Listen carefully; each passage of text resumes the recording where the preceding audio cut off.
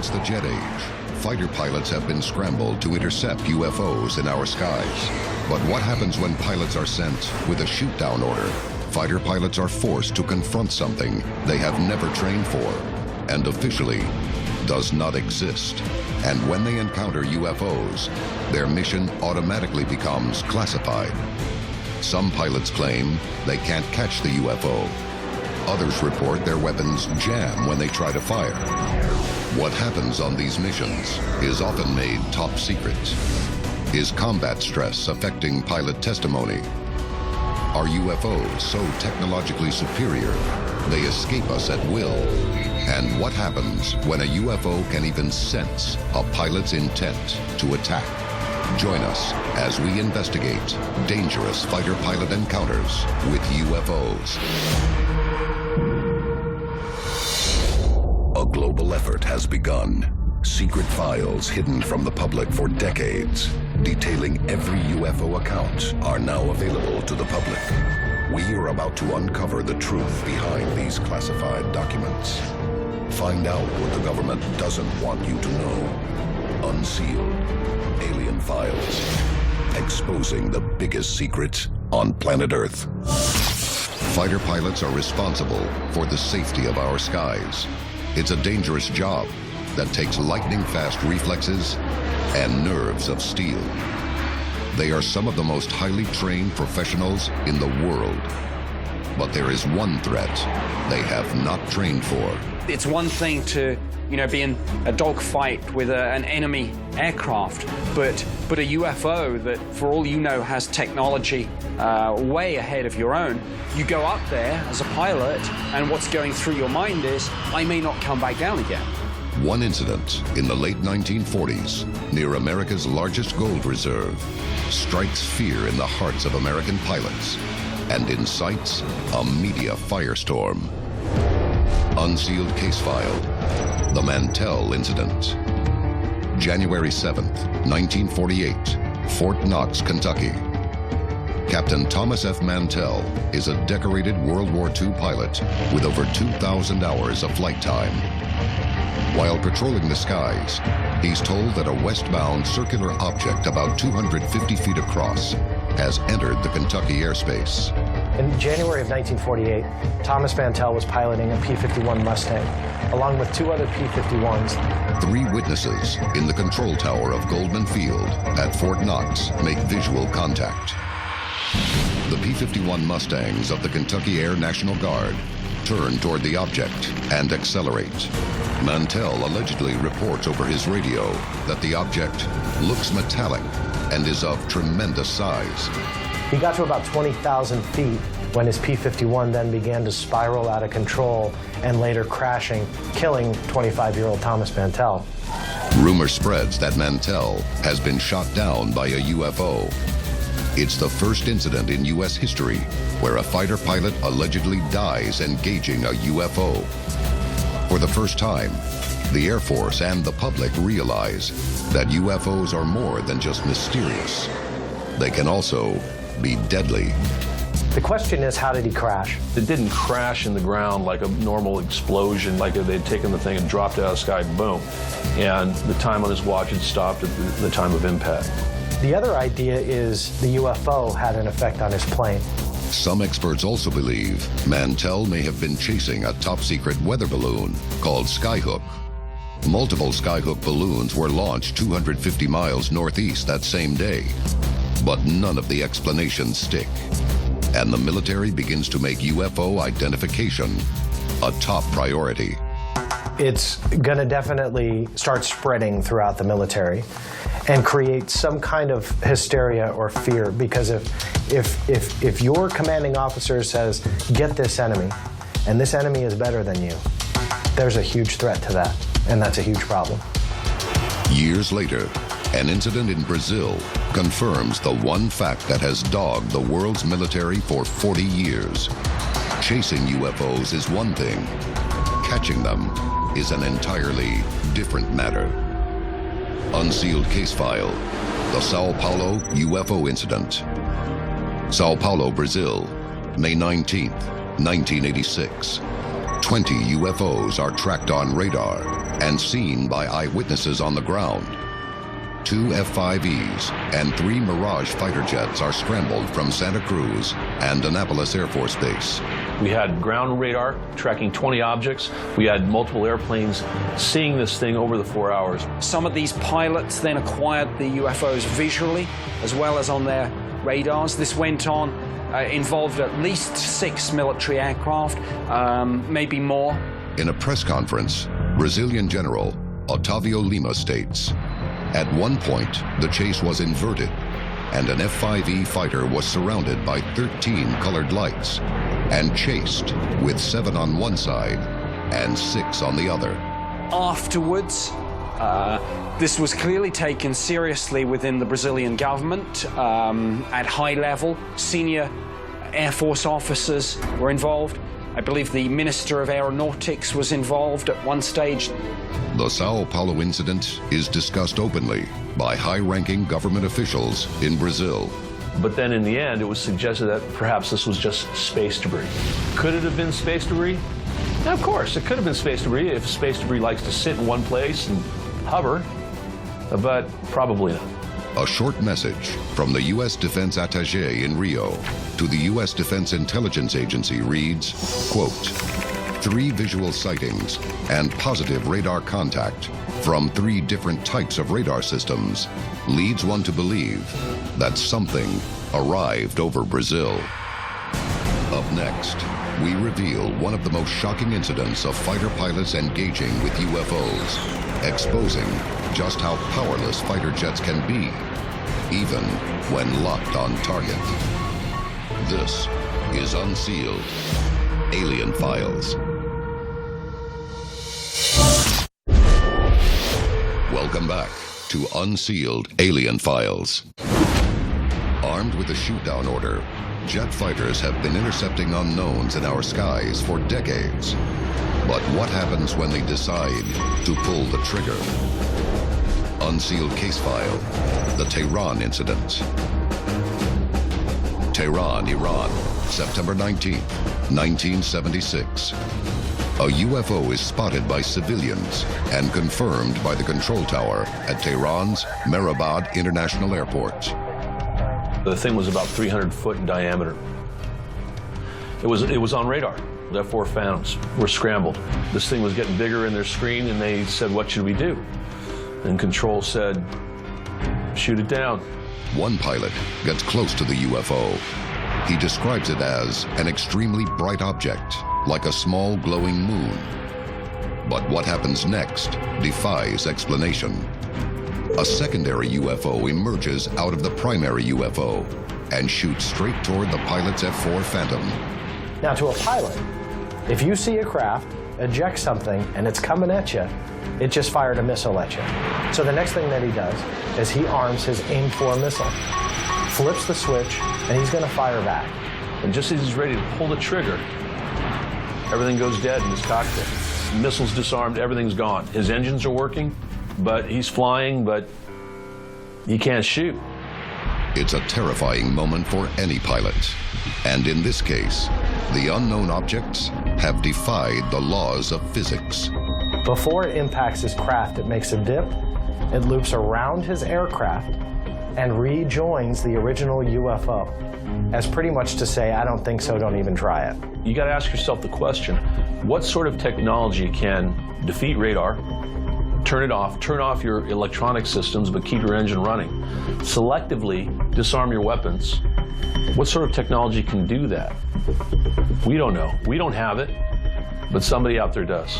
The Tehran incident is unprecedented in ufology because of the existence of a detailed defense intelligence report filed 3 days later. This is all documented in a 4-page declassified document in the United States intelligence community. This was obviously a very important event. An incident like the Tehran incident, everyone's going to take that seriously, from the CIA to the DIA to the U.S. Air Force. When you read from the first word to the last, reads like science fiction.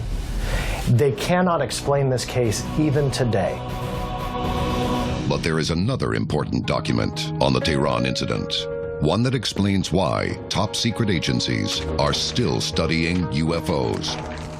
The declassified expert assessment reports credibility of many of the witnesses was high.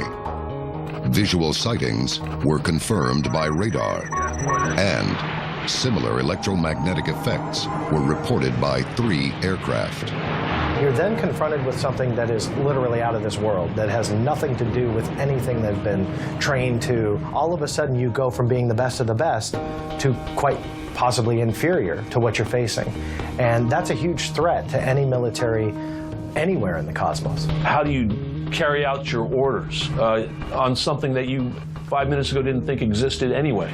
The final conclusion of the 1976 Tehran DIA assessment states, quote, "An outstanding report. This case is a classic, which meets all the criteria necessary for a valid study of the UFO phenomenon." Whatever was going on in Tehran that night, there was definitely something odd and strange. And the documentation, even decades after the event, can't explain it.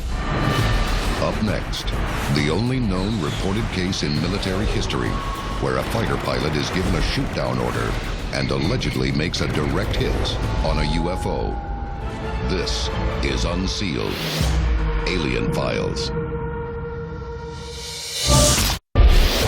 Welcome back to Unsealed, Alien Files. Top secret government evidence, compelling eyewitnesses, and radar testimony suggest that advanced, unknown technology is threatening our airspace, and we may be powerless to stop it. Many pilots have engaged a UFO, only to have that unknown craft outmaneuver their jets, and worse, disable their instruments and weapons. But what happens when a shoot-down order is given and the pilot fires his missiles? Unsealed case file, the Peru incident. La Jolla, Peru, April 11th, 1980. In April of 1980, an object was detected on radar in Peru. This is about 7:30 in the evening. This is the case of Oscar Santamaria, and he was an Air Force commander who was scrambled in response to an uncorrelated target that was being tracked on military radar. Almost 2,000 personnel are on shift at Mariano Melgar Air Force Base when what looks like a weather balloon is spotted near a high-security area. A UFO had apparently penetrated and was operating within restricted military airspace, and he was ordered to open fire. Pilot Oscar Santamaria Huertas is scrambled in his Su-22 Russian-made fighter jet, equipped with 30mm cannon. Readied with a shoot-down order, he flies directly toward the unknown target. But what happens next is widely considered to be the only reported direct hit on a UFO in military history. So he rolls up on this thing and fires off his cannons into this balloon. He said that unlike any conventional object, he said it was almost as if the rounds from his cannon were absorbed by this craft, whatever it was. It doesn't blow up, nothing happens, it seems to ignore the bullets, and then just ascends into the air at a high rate of speed. Gone. It's a scenario that is every fighter pilot's nightmare. His weapons are useless. Still under a shoot-down order, Santamaria spends the next 20 minutes playing cat and mouse with the UFO, trying to take another shot. When he gets close enough to make solid visual contact, what he sees astounds him. Now, I've met the Commandante, I've heard it from him firsthand. I have absolutely no doubt that this happened exactly as he described. Santamaria claims the UFO is shaped like a light bulb, cut off at the bottom, with a cream-colored dome. It has no visible means of propulsion, no windows, no wings. This now declassified official account of the incident is sent to the DIA.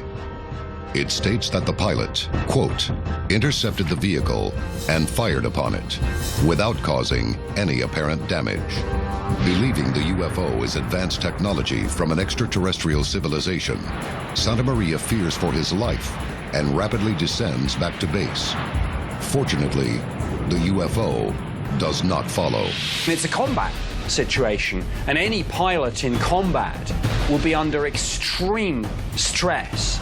And clearly, if you add to that the factor that you're dealing with an unknown, it takes it to a completely different level. What exactly did Santa Maria see in the skies above Peru? Did he fire upon a UFO? Did he actually make a direct hit? Or did he simply succumb to the intense pressure of intercepting an unknown threat? So there's the extreme stress of combat in an unknown situation and the very realistic prospect of death. So you get this kind of conflict that on the one hand they're involved in this maybe highly classified effort to engage with UFOs, and then after it's all over it's like, hey, this didn't happen. So I think pilots are being put under extreme stress at both ends of the spectrum. During the encounter, it's the combat stress, and afterwards it's that stress of secrecy and threats. Coming up, if aliens exist, are fighter jets committing an act of war when they intercept UFOs? And if so, are we prepared for the consequences?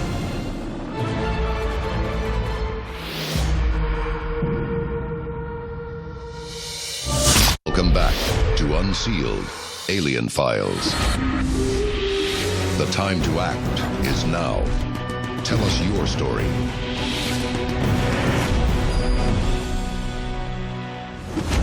Caught between defending our skies from unidentified threats and the possibility of Air Force reprisals, the testimony of pilots who have been ordered to shoot down an unknown craft is critical to the study of UFOs. But can their efforts be mistaken as an act of war? Unsealed case file, the Cometa Report. This report was entitled UFOs, What Should We Prepare For? In 1999, the Cometa Report was published in France, which really outlined what the evidence was that supported that the UFO phenomenon was real, and it was quite possibly a threat to the world as a whole. It came to the twin conclusions, in effect, that UFOs at some level were a real, solid, tangible thing, and they were seriously prepared to consider the possibility that these things were indeed extraterrestrial spacecraft. Whatever you believe about UFOs, if you've got something flying in such controlled airspace, well, that's something that should be taken seriously, whether you're a believer or a skeptic.